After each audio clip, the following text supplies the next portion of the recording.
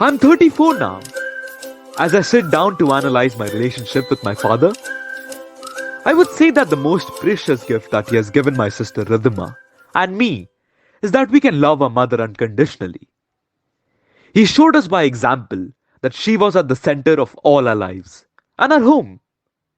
With her as our bedrock, none of the ups and downs in our lives could really touch us. The second gift is that he has been a good husband to my mother. My parents have had their fair share of fights, intense fights. They have sulked with each other and all of that, but he truly loves my mother in a very solid way. He gave her and continues to give her tremendous respect, love, and care. To my sister and me, that is what matters. As children, we have learned a lot about love and human behavior through observing our parents. How they are, how they speak to each other. I'm not sure if I can adequately convey how much I admire the respect and deep caring they have for one another. The third thing is that he taught me to respect my work. I became an actor in 2006 and 7. I was living with my parents at that point, and each morning I would observe my father getting ready for a shoot. I saw his enthusiasm even at that age, after all those years in the industry.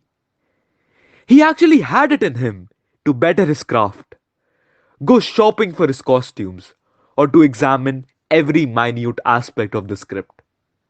He is that kind of a man, very detail driven. This is something I deeply admire. Looking back, he probably did the same kind of characters for the first 20 years of his life. However, in his second innings, he has worked hard to reinvent himself. He started experimenting with the characters given to him. He started having fun with his work. I actually sensed a childlike enthusiasm and a certain abandon when it came to his approach to his roles. Again, this was done with a lot of respect. His ultimate goal was still the same, to excel in what was offered to him. Perhaps this is what has stood him in great stead.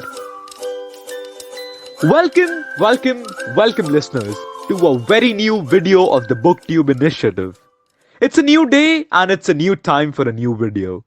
I hope this week has been great for you till now and will even be better for you in the coming days. The future has a lot in store for you. Thank you for following us on this journey, and before I move on, I would like to request you guys to keep commenting your views about this. We really watch out for those. Now then, the extract that you've just heard is taken from a book very dear to every Bollywood lover's heart. Taken from the genre biography, this book will give you a very deep insight into one of Bollywood's finest actors.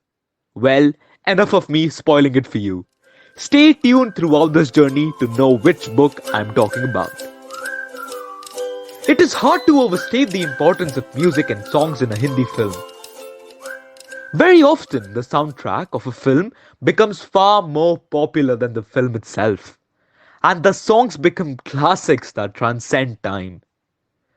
Music can also drive a film's success, As a romantic hero, whose films relied heavily on song and dance sequences, it was really imperative for me to have foot-tapping music with mass appeal.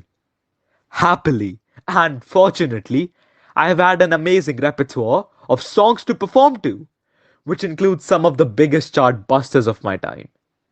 These memorable melodies played a big part in my successful innings as a young film star. I'm the ultimate radio junkie and must listen to it at all times. My bedroom, in the bathroom, and even in my library. Radio stations in India, especially those based in Mumbai, frequently play half-hour slots of my solo hits or those I had with Neetu as my co-star. And each time the songs come on, I'm filled with warmth and nostalgia. And I feel blessed, truly blessed. However, I must admit that I was often hopelessly wrong in my initial reactions to some of these chartbusters. I actually remember Boni Kapoor coming to meet me, brimming with excitement with a recording of Om Shanti Om in Kars. The composers, Lakshmikant Pyarelal and director Subhash Ghai, obviously ecstatic with the results, had sent him to Panchgani, where I was shooting. I gave Boni an earful saying what a lousy number it was and wondering how Lakshmikant Pyarelal could come up with such a number for me.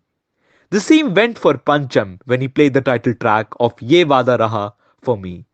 I asked him, how can you give something like this to me? I was equally dismissive when I first listened to the songs Dafli Wale and Parbat Ke Us Par in Sargam, uncharitably ridiculing the former as Kya Dafli Baja. Of course, over multiple sittings, I came to realize how awesome these numbers were. And that's it. The end of both the extracts taken from a biography. Who am I kidding? You guys must have guessed it by now. Well, yes, it's the biography of the greatest romantic hero the Indian cinematic space has seen. None other than the megastar, late Rishi Kapoor. Consider this a tribute to this maestro from the team at BookTube. The maestro who has inspired lakhs of generations to pursue their craft with complete dedication in hopes of becoming a true star in their respective fields. We dearly miss you, Mr. Late Rishi Kapoor ji. Now, on to the book. His biography, Khullam Khulla, the name of one of his most popular romantic numbers, is one of the finest reads that I've had in a while. Published in 2017 by HarperCollins India, authored by Meena Iyer and Rishi Kapoor, available for a price of 279 rupees at amazon.in, also on discounted prices. Also available digitally on Kindle and Apple Books. The best thing about the book is the afterword written by Neetu Kapoor. A delightful read it was.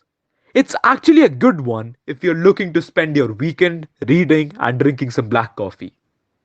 It also includes anecdotes from his first times at sets, behind the making of a star, his marriage, his second innings as an actor, and how he has managed to stay relevant throughout the time changes. He has seen 4 generations of the Kapoor household. So yeah, a definite recommendation. Also, if you have managed to stay here till the very end, don't forget to like, share and subscribe by clicking on the red button. It's free of cost and you can always change your mind. Don't forget to follow us on our social media handles. The links will be up on the screen and also on the video description.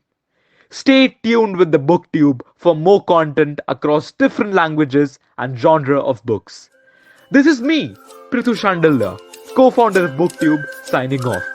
Cheers and namaste.